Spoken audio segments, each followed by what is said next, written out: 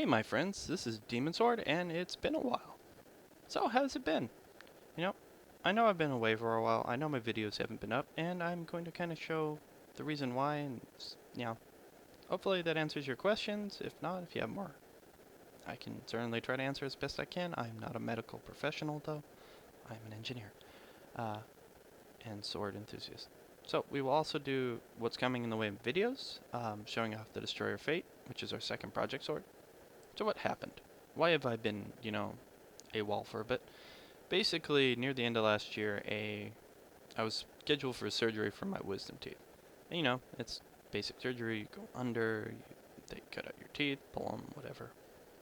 So during that surgery, complications arose. It was discovered that one of my wisdom teeth had died, I guess, a couple of years ago, and has been rotting and decaying the flesh around it, which had spread to my bones and marrow and had caused the need for emergency care and removal of said bones and sections and marrow. Do not worry, I have been healing and I am doing a lot better. Before I could not even talk, so I'm very happy I can talk and such not, and eat such. So, what is the disease called? I guess it's called bone rot from what my surgeon and doctors told me. Basically, it's hard to contract. The flesh needs to be totally decaying around bone, and it supposedly takes a few years for it to even happen. So I don't know how long this has been going on, and I've been feeling sicker and sicker lately. So I'm glad it was discovered because apparently it was life-threatening, and they had to remove it, within that type of time frame, or else it would have spread and more issues would have arose. So it is gone. Life is good. I am healed to a point that I can practice again and do sword and dojo activities once again. Videos. So, let's leave the depressing, somewhat metal sounding stuff of bone rot behind and go into lineup. So we're going to go on to the Destroyer Fate. When it arrives, there will be an unboxing, a test, and a discussion, which I will, show in detail, unbox it, show it off, go into each little aspect of it and why it is the way it is. Next up, Cheap versus Real will be 7 through 8, discussing Hamons and Bohais. Specific variations, things that can help you if, you're not well versed in that. Sword testing, we'll do Nanamioni, Hanabira, Phoenix, and the Destroyer Fate. We'll also do Learning the Metals. I will be reworking the first video because the mouse pointer did not get captured in the video, so I'm going to basically redo the video so you can actually see I was pointing to specific things in time, and I'm sorry it did not work that way. I'm still new to this software I'm using. So, now let's go on to what you've probably been waiting for and are drooling at the screen for, the Destroyer Fate. The second project sword, basically equivalent to my Nanamioni sword that I had basically made in sections with me and with my input, Contail Custom, and Josiah.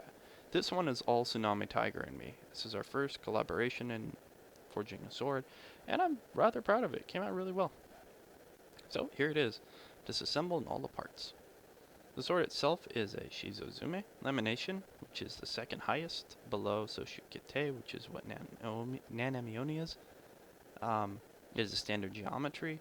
It is a reflective design off of a Muramasa sword, currently in a museum, what we base it on. All details are in a previous update video 1.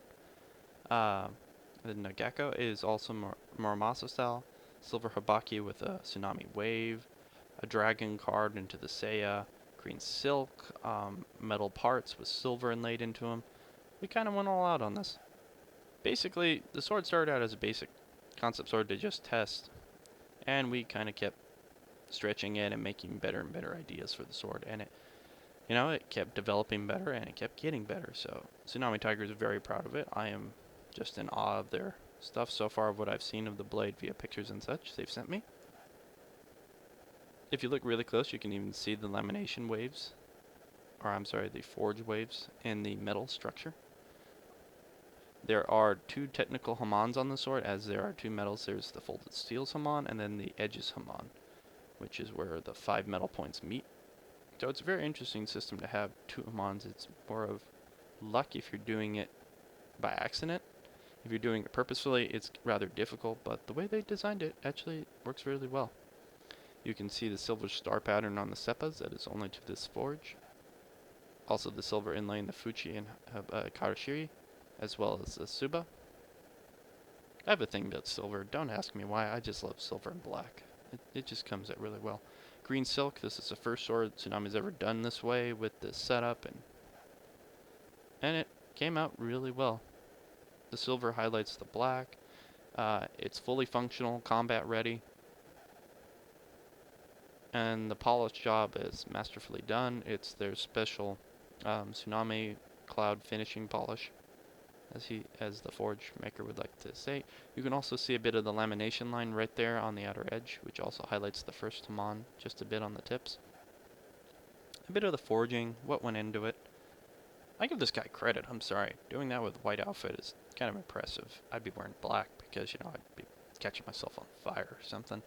I'm good with metals, but not that good. I'd be getting dirty or something.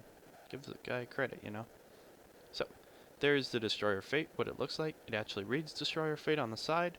Tsunami Tiger will be making 22 of these and sell them for $2,222 each one. They will be serialized 1 through 22, I believe, or 0 through 21, something like that. 1 through 22, most likely.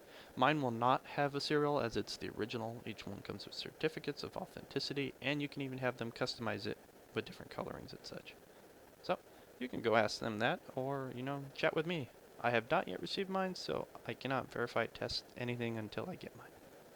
So, that's all. Thanks for watching, and I hope this is, giving you a little bit of an update of why I was gone for so long. I hope you enjoyed the pictures. There are more on the Facebook. I will have a link below. If it is not there yet, just give it an hour or two. It can be slow sometimes to post what I do in the links. I'm still answering questions. If you ever have a question or need consults on swords, I'm, your guy. So, look forward to those new videos and the new sword. Thanks for watching.